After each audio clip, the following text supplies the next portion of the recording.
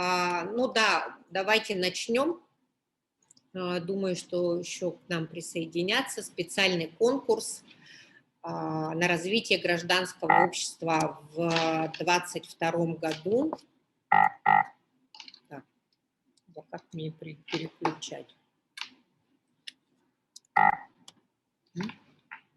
Слайд никак переключать. Не стоит.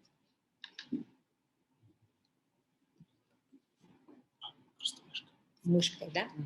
Да, вот так проходила наша встреча.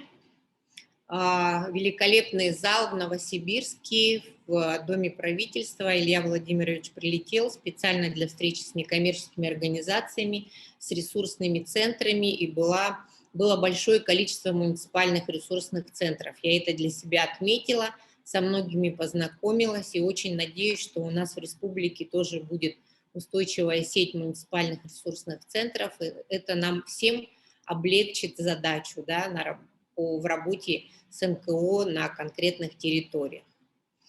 Вот какие же грантовые направления в этом спецконкурсе, на какие грантовые направления мы можем с вами подавать проекты? Сразу хочу предупредить, чтобы вы открыли свои уставы, еще раз проверили ваши направления, вашу уставную деятельность, потому что, например, если развитие общественной дипломатии и поддержка соотечественников этого направления у вас в уставной деятельности нет, то гипотетически вы можете победить, но это будет сложно, если у вас не было опыта в этом направлении. И, конечно, нужно понимать, что этот конкурс, он связан с поддержкой помощи людям, пострадавшим на Донбассе, беженцам, вынужденным переселенцам, семьями с детьми, людям с ОВЗ, людям старшего поколения. Именно территория и на территории Донбасса, и те, кто приехал к нам и находится на территории Российской Федерации. Это и защита прав и интересов соотечественников. Это, кстати, развитие на Донбассе сектора некоммерческих организаций.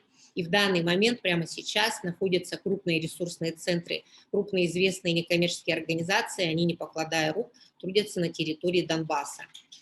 И следующее направление, оно тоже связано, да,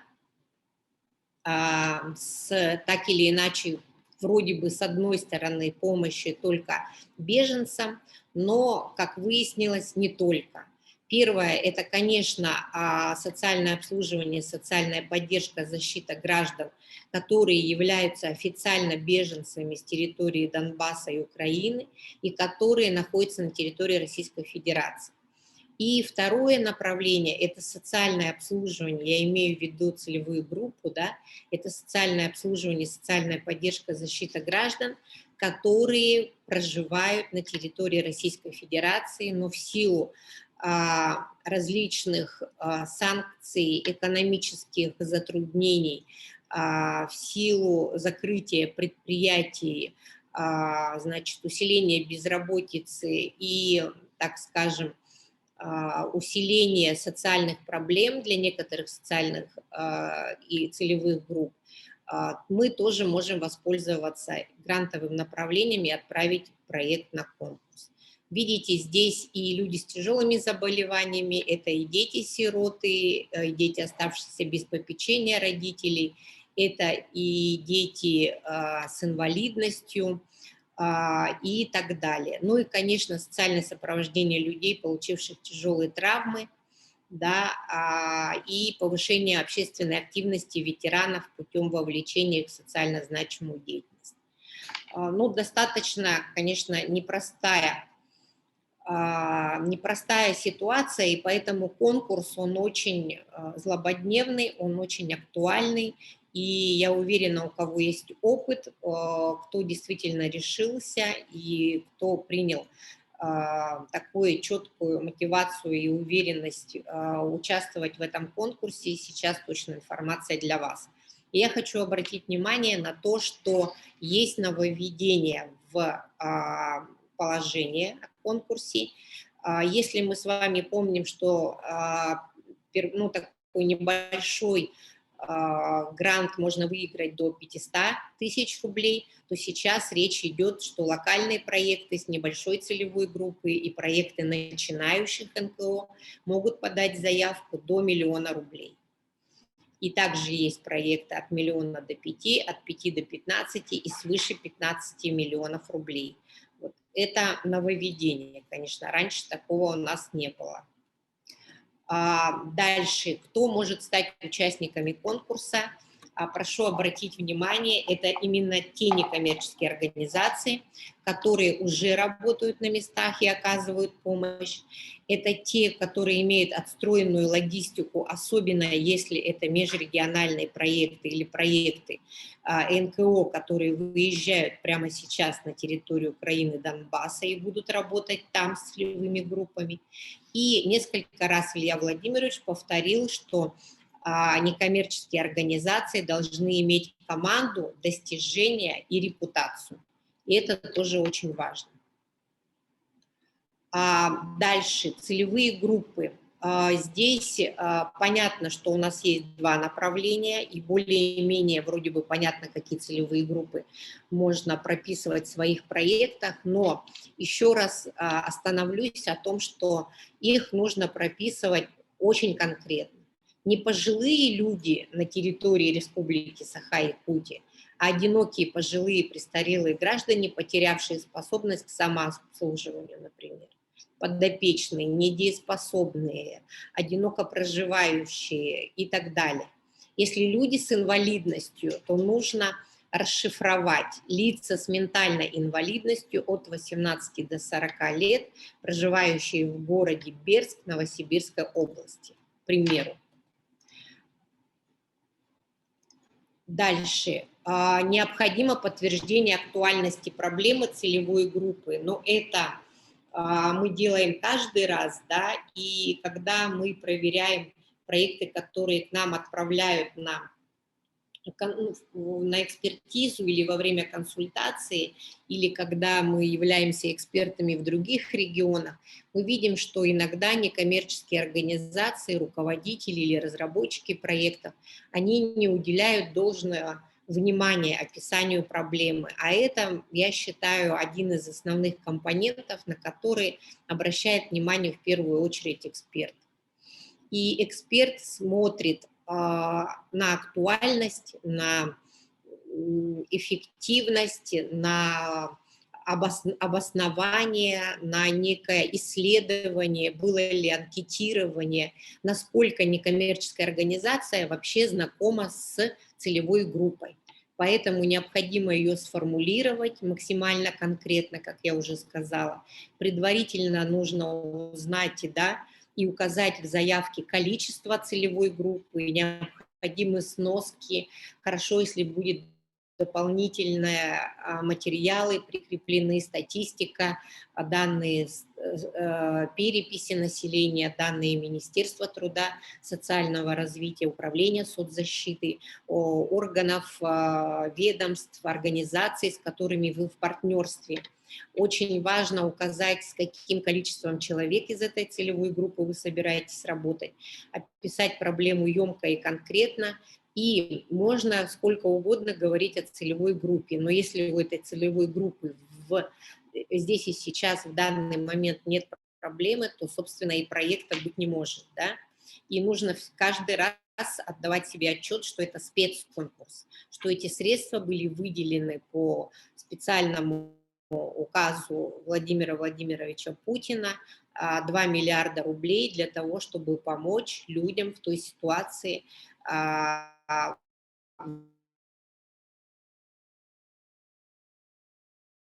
временно. Но в спецконкурсе во время пандемии COVID-19 и тоже было непонятно, как мы будем действовать, но те, кто выиграл, прекрасно понял, что это была очень мощная финансовая поддержка тем проектам, которые были очень актуальны и нужны тем целевым группам, которые оказались один на один в пандемию, да, и со своими проблемами. То есть здесь нужно понимать, что ситуация каким-то образом обострилась в эпоху санкций, например, да, или есть какие-то в СМИ сноски, были какие-то публикации в интернет-изданиях. Обратите внимание, прикрепляйте все. Все пригодится, но это не должно быть в разброс, это должна быть, конечно, логическая связанность, потому что кроме актуальности есть второй критерий оценки, который так и называется логическая связанность, где мы должны понимать, вообще не писать об одной проблеме, да, а ставить в проекте цели, задачи, которые с этой проблемой, например, не связаны. Эксперты очень мудрые люди, которые точно увидят, если что, ошибку или подвох. И это здорово, когда вы социальную значимость подкрепляете исследованием.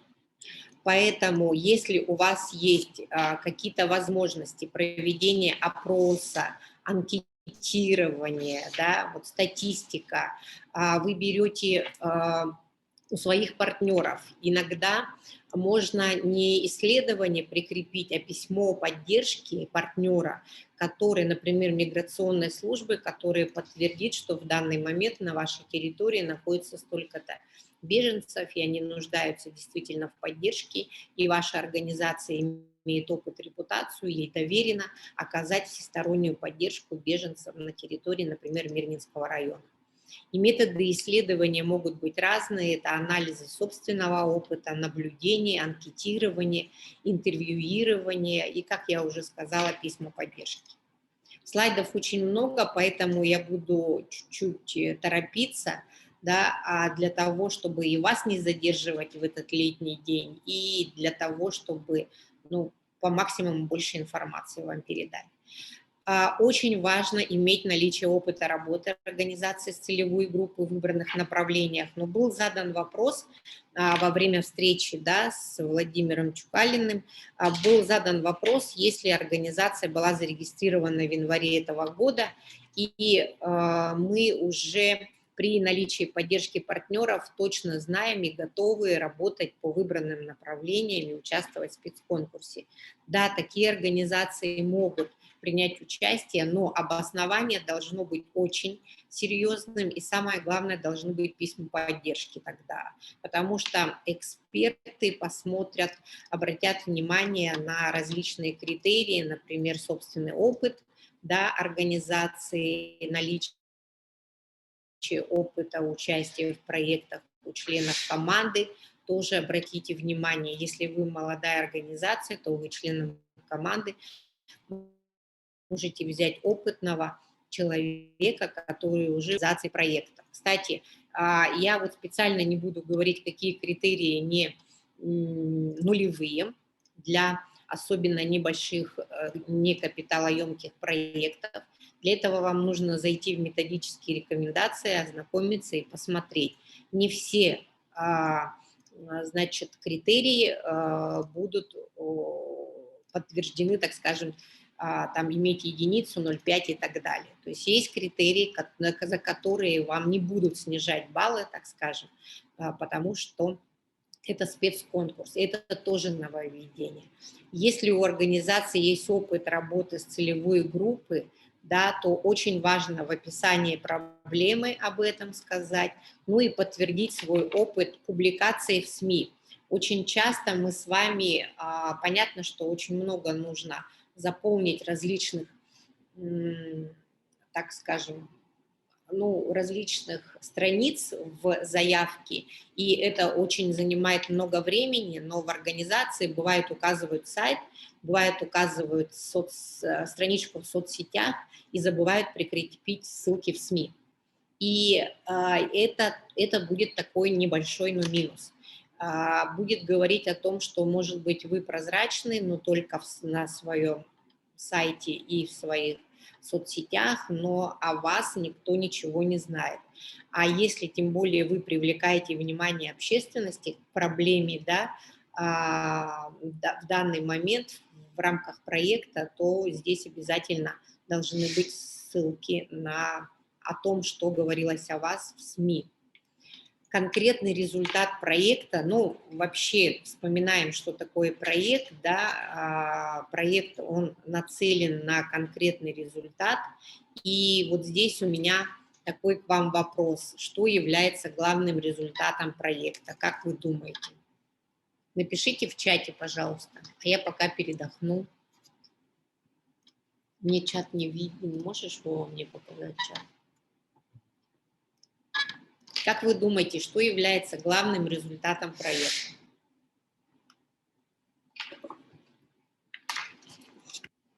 Смотрим, кто первый напишет. Давайте подумаем. Сколько у нас участников?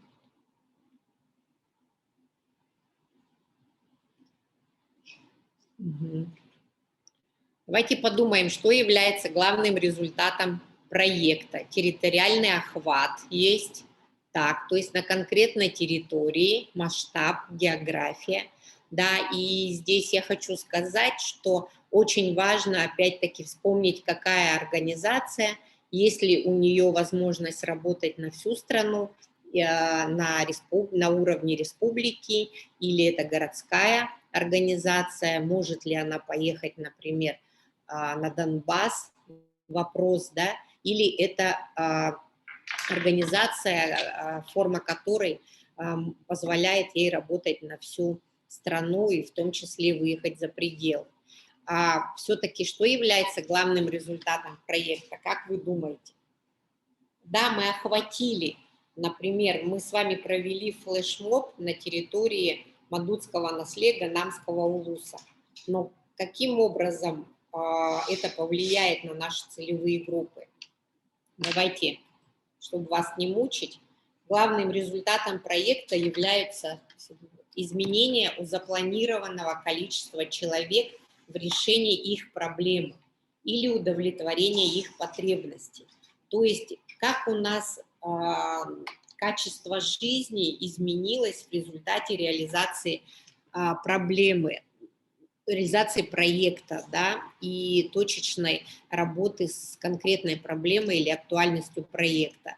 Но нельзя написать, что, например, у людей с инвалидностью на такой-то территории качество жизни повысилось. Таким образом, мы с вами не докажем, это некачественное изменение. Мы должны с вами всегда более конкретизировать, да, свои результаты, и есть конкретный раздел количественный, качественный результат.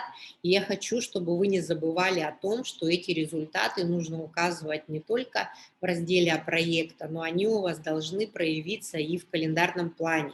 И это все должно очень логично связано быть друг с другом. Потому что, еще раз напоминаю, есть очень важный критерий – логическая связанность проекта, где между собой должны быть связаны цели, задачи, результаты мероприятия, ну и в том числе и бюджет. Количественный результат – это сколько представителей целевой группы приняло участие в мероприятиях проекта, охвачено мероприятиями проекта. Количество – это количество будет равно сумме людей из целевой группы, принявших участие во всех мероприятиях календарного плана. Понятно, да? Что в календарном плане мы должны просто с вами посчитать, что в первом мероприятии у нас приняло 15 человек, во втором 30, в третьем 50, и мы должны все это сложить, и только потом оно у вас проявится в разделе о проекте. Иногда бывают расхождения. Мы видим, что писали-то мы полмесяца назад проект начинали, а мероприятие мы закончили вчера. И вот тут там есть нестыковки. Проверьте, пожалуйста, качественный результат, какие конкретные измеримые улучшения произошли у целевой группы, принявших участие в мероприятиях проекта. Получили навыки самостоятельной жизни выпускники детских домов, улучшили здоровье одиноко проживающие престарелые граждане, стали обеспечены предметом первой необходимости люди, попавшие в кризисную ситуацию, беженцы и так далее. Дальше. Качественный результат нужно описывать очень подробно. И вот пример, да, когда молодые люди с ментальной инвалидностью улучшили качество жизни, мы с вами никак не сможем это пощупать руками, и мы с вами не сможем никакой аналитический отчет прикрепить какой-то подтверждающий фото-видео документ. Ну, разве что видео, да. И здорово, если будет прописано, что молодые люди с ментальной инвалидностью научились самостоятельно добираться до мест встречи, ходить в магазин. У участников проекта сформирован постоянный круг общения. Они обрели регулярный досуг в виде еженедельных совместных мероприятий и так далее. Понимаете, здесь конкретика. И для того, чтобы так подробно расписать и увидеть результат, нужно на берегу видеть и смотреть в глаза своей целевой группе. Нужна команда, нужны партнеры, нужно понимание потребностей целевой группы. Измерение качественного результата, да, бывает, что это сделать непросто. Продумайте, как это можно сделать. Опишите метод измерений. Кстати, это тоже важно. Возможно, у вас будет опрос, интервьюирование на начальном этапе и по завершению проекта. Добавьте мероприятия по измерению изменений в календарный план проекта. Это тоже очень сработает вам, ну, на еще лишний балл. Подробный и понятный календарный план. Во-первых, если у вас есть задача, и на эту задачу у вас нет ни одного мероприятия, значит, вы с этой задачей что делаете? Вы ее просто убираете. Поэтому смотрите внимательно. Сколько раз мы проводили обучение, мы говорим, что в идеале на одну задачу приходится 2-3 мероприятия. Но может так случиться, что одно, ну, скорее всего, это крупная итоговая или крупная информационная кампания какая-то. Первое, принцип необходимости и достаточности. Иногда можно объединить их. Второе, в календарный план нужно включить основные содержательные подготовительные мероприятия. И третье, расходы на каждое мероприятие должны быть отражены в бюджете. И это тоже логическая связанность. И есть понятие соотношения, да, статей расходов бюджета с всем проектом. Здесь тоже очень важно понимать, чтобы все у нас было в такой логике, схематично, как мы обычно показываем вот скелет или рыбу проекта, да. Для каждого мероприятия важно указать содержание обязательно, место проведения обязательно, время проведения, там будут у вас сроки, количественные и качественные результаты. Из описания мероприятий должно быть понятно, где, зачем, для кого они проводятся и что на них будет происходить. Очень часто замечаешь, когда проверяешь проекты, видишь, что ну, просто на календарный план не хватило уже никаких физических сил. И видно, что ну, 3 предложения, 3 мероприятия на 3 задачки. Это, конечно, будет вам очень большой минус, это будет не проработка. И сложно будет доказать, что каким образом вы сможете достичь прописанных великолепно результатов, если у вас мероприятий, допустим, недостаточно, не прописаны все целевые группы и так далее. Проверьте, что мероприятий достаточно для того, чтобы достичь изменения целевой группы, которые вы запланировали. Бюджет проекта, на что запрашивать средства, и основные средства проекта должны запрашиваться на оказание помощи представителям целевых групп. Еще раз вспоминаем о том, что у нас спецконкурс, да? Дублирование расходов проектов не допускается. Если вы сейчас реализуете проект на средства президентского гранта, и у вас уже оплачены затраты на аренду, коммунальные расходы, техподдержку, оплата услуг, оплата труда, интернет, услуги связи, другие офисные расходы, вы не имеете права запрашивать средства на эти расходы в заявке на спецконкурс. Ну, потому что, во-первых, задвоение бюджета, это у нас сейчас является большим нарушением. Ну и, конечно, эксперты и кураторы фонда президентских грантов, они видят всю картину и, ну, просто нету смысла никого обманывать, да, потому что зачастую бывает, что занятость и оплата членов команды, она у нас бывает, что превышает 100%. То есть в одном проекте на полставочки у нас работает человек, в другом на полставки, и получается стопроцентная занятость. И мы пишем третий проект, и у нас в третьем проекте человек, оказывается, еще работает на полставки. Получается, он у нас будет работать с вами сколько часов в день для того, чтобы успеть во всех трех проектах. Поэтому, если организация реализует грантовые проекты, оплата труда сотрудников должна быть рассчитана, чтобы занятость члена команды во всех проектах не превышала 100%. Сейчас уточню, что это такое. Значит, пример первый. Сотрудник занят в реализуемом на средства гранта проекта на 60%. Это мы говорим про те организации, которые сейчас идут на конкурс и имеют уже выигранный проект фонда президентских грантов. И там у вас по первому проекту, не по спецконкурсу, а по обычному сотрудник занят на 60%. В новой заявке уже нельзя запрашивать средства на оплату труда с занятостью более 40%. А вот если у вас сотрудник уже занят в 2 проектах, есть такие счастливые, которые организации имеют 2 выигрышных проекта сейчас, да, в своем арсенале. В одном на 60%, в другом на 40%. В итоге он уже занят на 100%, получая за это вознаграждение и средств гранта. В новой заявке нельзя запрашивать средства на оплату труда этого сотрудника, он может быть только волонтером в свое личное время. Но это для тех, я сказала, у кого есть сейчас в данный момент, они реализуют, кто-то присоединяется там еще, которые реализуют проекты фонда президентских грантов. Софинансирование.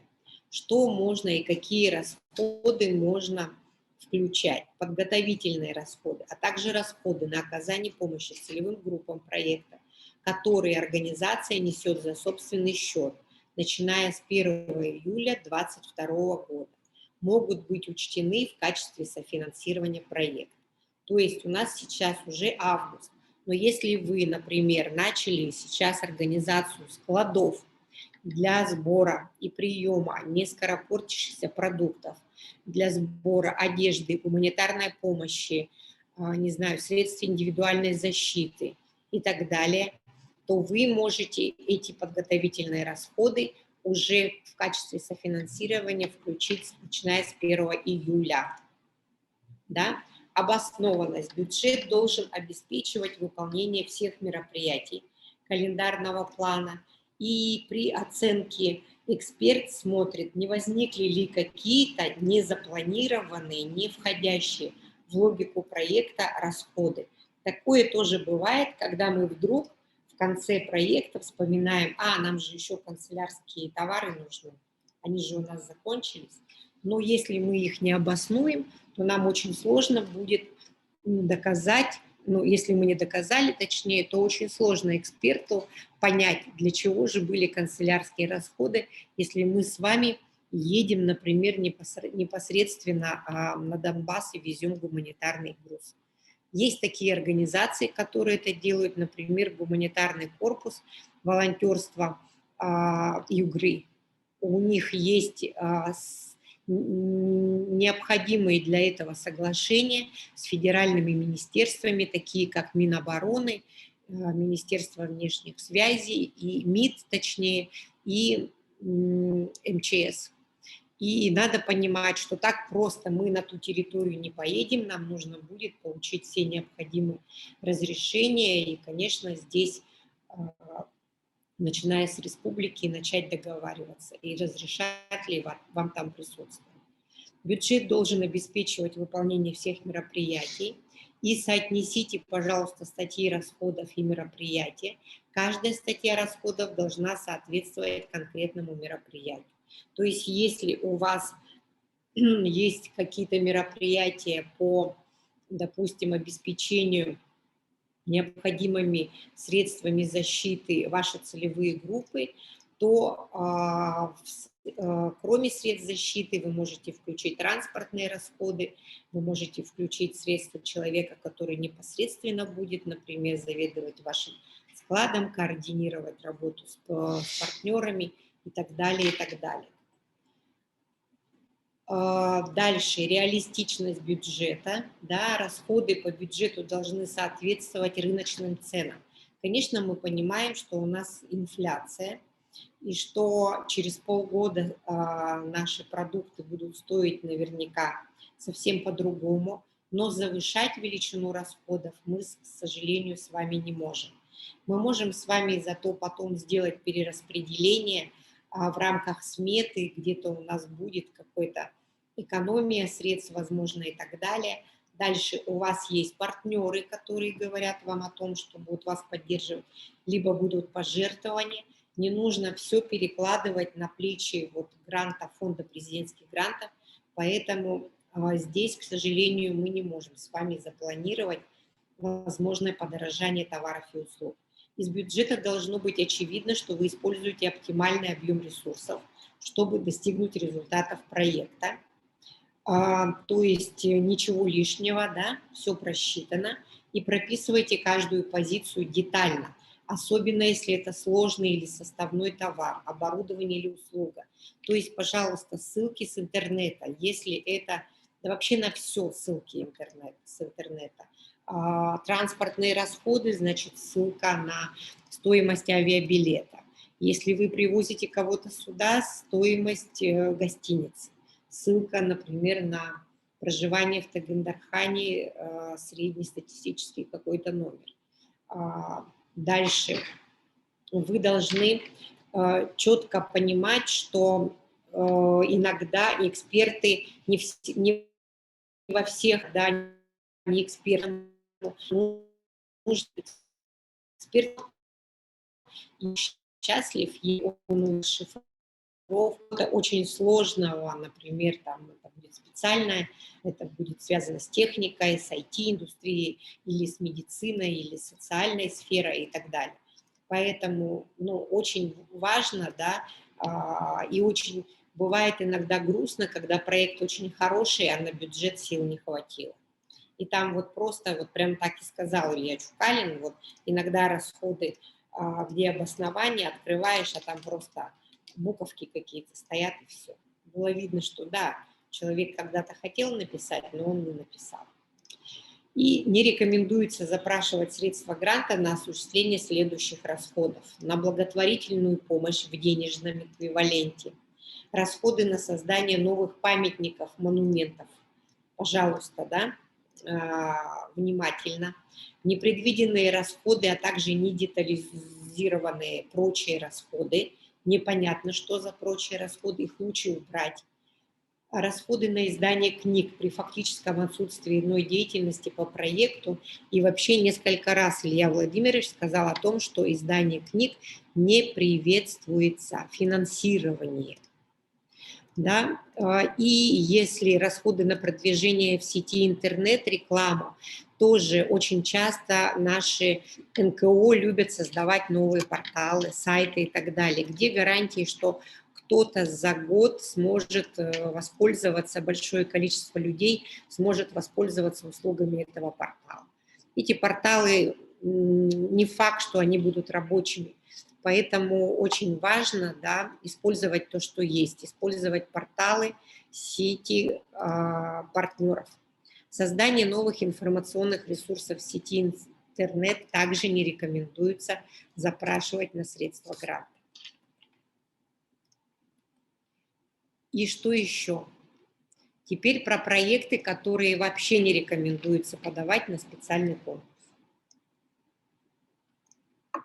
Ну, во-первых, проекты, да, у которых нет конкретных результатов проекты, где не прописаны целевые группы, проекты, которые не имеют прямого отношения к специальному конкурсу. Если вы просто хотите сейчас за уши притянуть свой проект, который планировали отправить на 1 сентября на обычный конкурс фонда президентских грантов, то лучше отправьте его 1 сентября, потому что вы просто потеряете время. Об этом и сказал генеральный директор. Проекты от организаций, у которых нет опыта работы по указанным направлениям, тематикам спецконкурса, нет обязательных партнеров, опытных членов команды. Вот как я уже сказала, да, у нас ориентиром может стать Центр по работе с волонтерами Республики Саха-Якутия, у которых есть партнеры, вы знаете, там есть место сбора, место встречи волонтеров и так далее. И они себя уже проявили и во время ковида, и в акции «Мы вместе», и во время пожаров и так далее. Поэтому можно всегда проконсультироваться, во-первых, с нами, во-вторых, с теми командами, которые уже имеют опыт благотворительных, гуманитарных, волонтерских проектов, социальных проектов. Проекты, в которых основная часть средств гранта запрашивается на укрепление материальной базы организации и обеспечение своих сотрудников зарплатой. То есть так и говорится о том, что если эксперт видит, что это текущая деятельность, вы это делали много лет, и вдруг вы сейчас на спецконкурсовую текущую деятельность все это упаковываете в заявку, отправляете, то, скорее всего, вы не получите поддержку. И, значит, про поддержку, да, вот прямо сейчас идет прием проектов на специальный конкурс. Подать заявку можно до 15 августа, не так много времени у нас осталось. Вот на портале фонда президентских грантов вы можете зайти в раздел «Поддержка». И в центре поддержки вы можете узнать все о конкурсе, о подаче заявки, об экспертизе, о реализации проекта, документы, ответы на вопросы. Есть просто все. И есть вебинар, есть семинар в записи, который проходил в Новосибирске, он тоже прикреплен на портале фонда президентских грантов. Есть очень много таких коротышей, очень хороших образовательных секций по видео именно фонда президентских грантов. Все размещено. И поэтому, прежде чем разработать, да, проект, и самое главное, прежде чем его отправить, я прямо вам рекомендую посмотреть. Почему? Потому что грантооператор, он заказывает музыку, и нужно четко понимать условия, да? Условия подачи заявки, условия реализации и какая отчетность впереди вас ждет.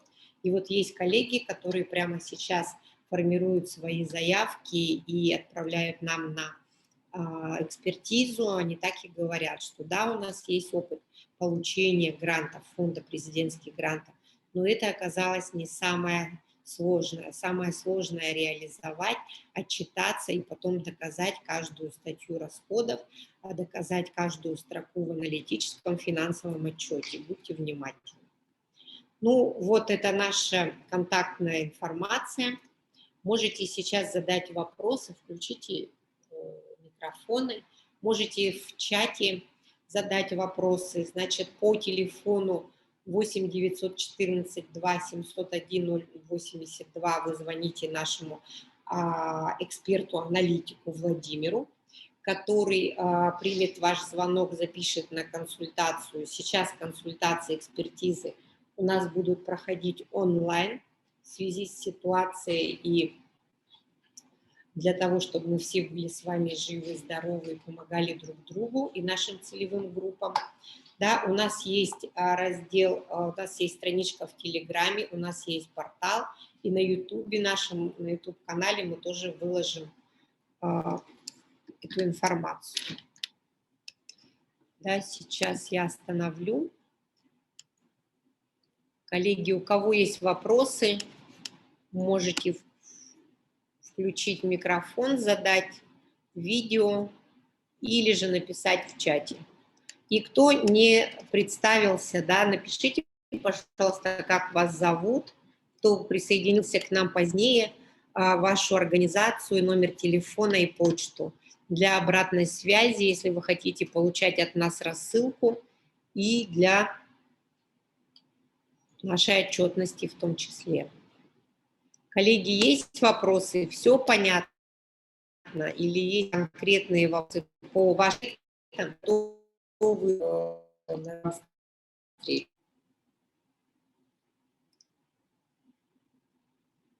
Ждем.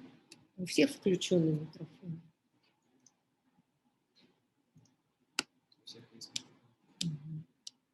Вопросов нет?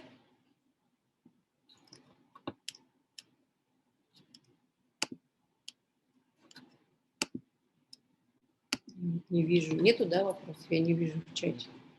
Коллеги, тогда нам все понятно с вами, да? Ну, я хочу, может, еще кто-то сейчас решится отправить. Да, Ленский район, спасибо. А как вас зовут, напишите телефон. Здорово, что у нас Ленский район на связи. Так, Намский видим. Ну, значит, если понятно, еще раз я вам рекомендую посмотреть вот небольшие образовательные курсы.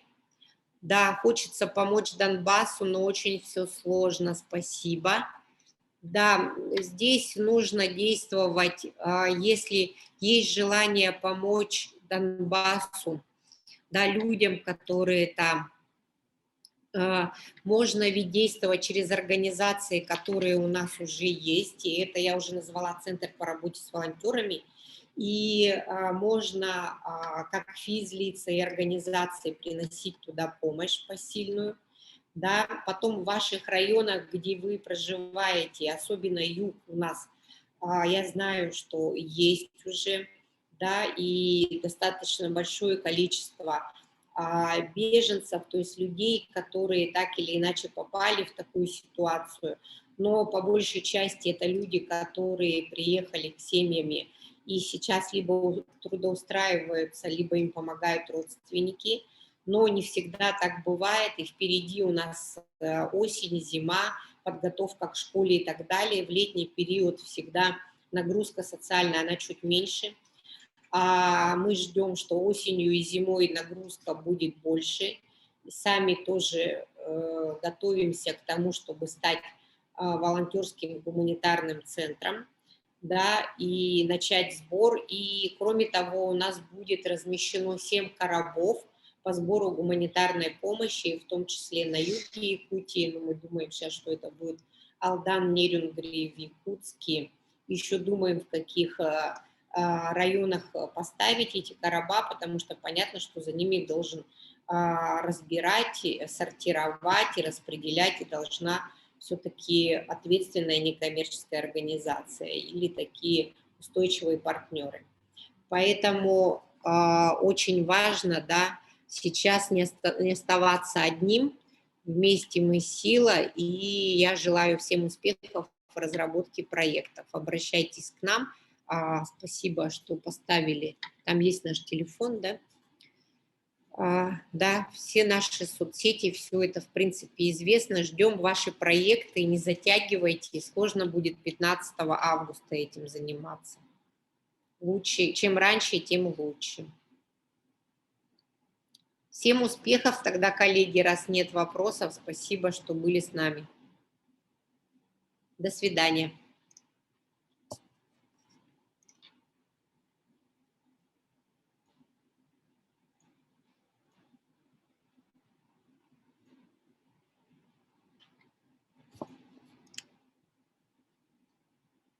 Все.